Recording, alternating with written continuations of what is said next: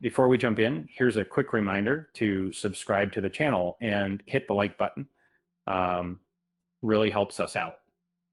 Hey, have you ever wondered what happens when everyone wants to catch them all, but only one franchise gets it right?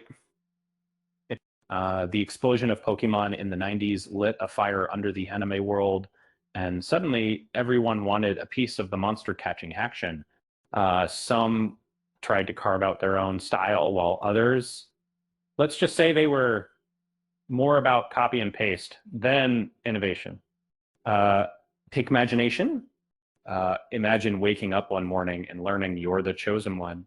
But instead of Hogwarts, you're teleported to the Moonlands, where magical creatures called dream creatures wait for you to save the day.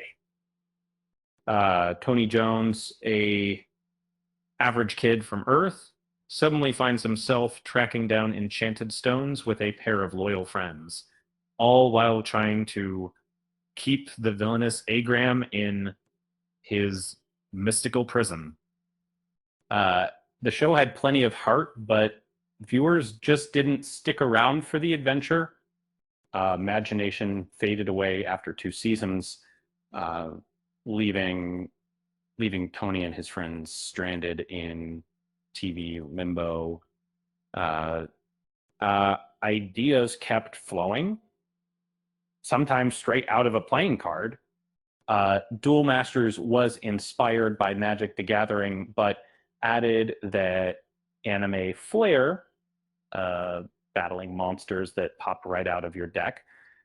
Um, Shobu Kitafuda wants to be as cool as his legendary dad, so he duels his way through a world split by warring factions, all for the love of the game, on board, unsubstantial. Unfortunately, viewers saw it as less Clash of the Titans and more Clash of the Knockoffs. Um, Now, Metabout hits differently. Picture a world where everyone has a customizable fighting robot and competitions get heated. Iki Tenyo dreams of kind of having a Metabot and lucks out with Metabi, a feisty little machine with a stubborn streak, I think R2D2, but with more sass. The games are still fondly remembered, and thanks to a recent Nintendo Switch collection, you can relive those battles. Just don't expect your own robot butler. While we're talking toys, who can forget Bakugan? Uh, Spherical creatures that pop open and spring to life after being rolled across the floor seemed like the next big innovation.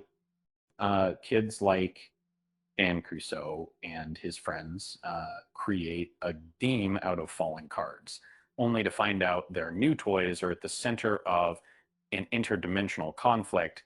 And then this franchise even got a reboot. But this isn't talked these days. News about Bakugan is as scarce as a shiny.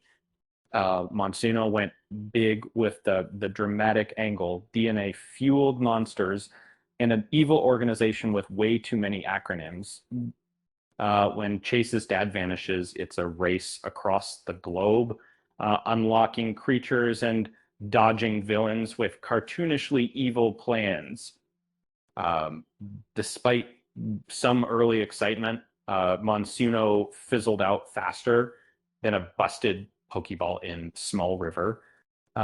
If battles are your thing, Beyblade is basically the high octane cousin to all these shows, and the writers of the Mao, the map capacity in response.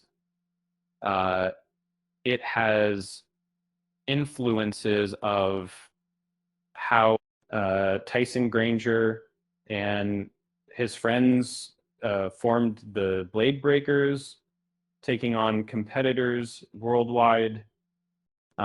Forget monster catching here. It's about launching your Beyblade and hoping your toy doesn't hit the wall or your friend's foot.